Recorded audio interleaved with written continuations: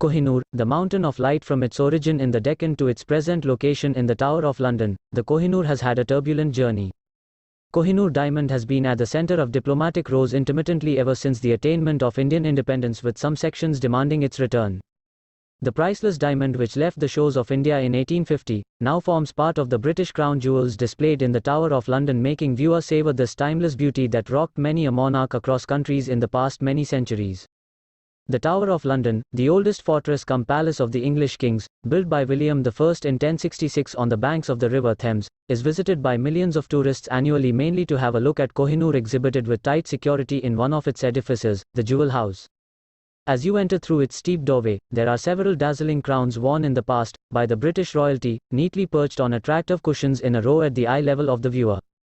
Visitors are ushered onto a slow-moving conveying belt that slides past an array of crowns. For a fleet of a second, you are before the dazzling crown with the historic diamond set in it. As you come out with the thrill of having seen the world-famous Kohinoor, you are also reminded of the turbulent journey the diamond made through centuries by changing hands across the countries.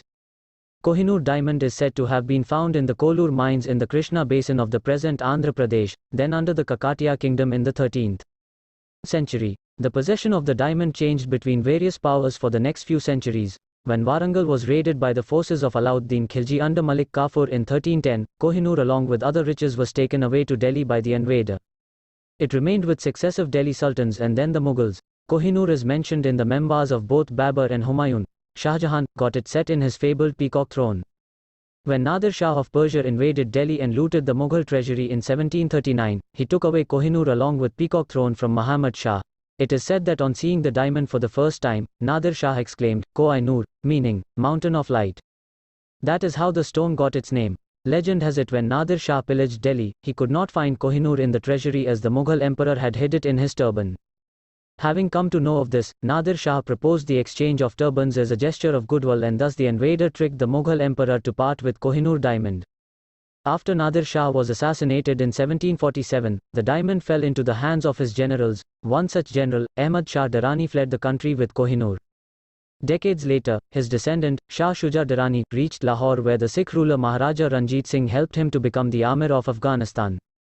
In return for his help and hospitality, Shah Shuja Durrani presented the Kohinoor to Ranjit Singh in 1813. Subsequently, when the Sikh kingdom was annexed to the British after defeating Dhulip Singh, the successor of Ranjit Singh in the Second Sikh War in 1849, Kohinoor was taken by Sir Henry Lawrence, who negotiated on the company's behalf at the treaty.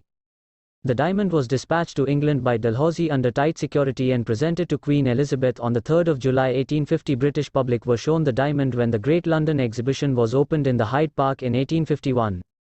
About the diamond, the Times paper wrote, the Kohinoor is at present decidedly the lion of the exhibition. Prince Albert, the husband of Victoria, got the diamond cut to the present weight of 105.6 carats to bring back its sheen. Queen Victoria wore Kohinoor not in her crown but as brooch on her dress. After her death, Kohinoor was set in the crown of her daughter-in-law, Queen Alexandra, the wife of Edward VII, at their coronation in 1902. In 1911, when George V became the king, the diamond was transferred to Queen Mary's crown, and in 1937 to that of Queen Mother's, mother of the present Queen Elizabeth II, crown, when George VI was crowned. All these crowns now form part of the crown jewels exhibited in the Jewel House. The original bracelet presented along with the Kohinoor to Victoria is also seen here. He who owns this diamond will own the world, but will also know all its misfortunes. Only God or a woman can wear it with impunity, is the widely spoken curse of Kohinoor. Victoria therefore willed that Kohinoor should only be worn by a female queen. If the head of state was a male, his wife wears it. During World War II, the crown jewels were moved to a secret location. It was later revealed that the diamond was hid by George VI in a lake near Windsor Castle, outside London. The only people who knew of the hidden place were the king and his librarian, Owen Mosshead. There have been no official estimates of the value of this iconic diamond, as it was always either gifted, stolen or cheated, and never openly sold. However, when Nadir Shah took it to Persia after his invasion, one of his consorts is said to have said of the diamond, if a strong man were to throw 4 stones, one north, one south, one east and one west, and a 5th stone up into the air, and if the space between these were to be filled with gold, all would equal the value of Kohinoor. The governments of India, Pakistan, Iran and Afghanistan have all tried to claim ownership of Kohinoor and demanded its return in the past. For all the claims, the British seem to hold a common answer in their present Prime Minister David Cameron's statement, made on a visit to India in July 2010. If you say yes, you suddenly find the British Museum would be empty.